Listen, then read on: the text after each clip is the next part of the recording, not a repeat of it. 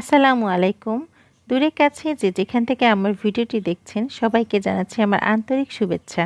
আজ শুরুতেই আমার বারান্দা বাগানে পাখির ডাক শোনাবো। প্রতিদিন সকাল হলেই আগেই ঘুম থেকে উঠে আমি চলে আসি আমার ছোট্ট বারান্দা বাগানে। আজ ফুলের গ্রানে গ্রানে বারান্দায় এসে দেখি বরবটিও ধরেছে গাছে। তবে খুব বেশি সময় বাগানটাতে থাকতে পারিনি, কারণ বাচ্চাদের নাস্তা খাওয়াতে হবে। এদিকে রুটি বানাতে বানাতে ইলেকট্রিক কেটেলে একটা ডিম সিদ্ধ করে নিচ্ছিলাম। ইলেকট্রিক কেটেলে ডিম সিদ্ধ করতে হলে প্রায় কয়েকবার অন অফ করতে হয়, আর ডিম খেতে আমার মেয়েরা অনেক বেশি পছন্দ করে। আর এদিকে আমি ইলেকট্রিক চুলায় চাটা বানিয়ে নিলাম, কারণ আজকে আমাদের নাস্তা হচ্ছে চা আর রুটি। আর এই তো আমার সকালের নাস্তা বানানো শেষ।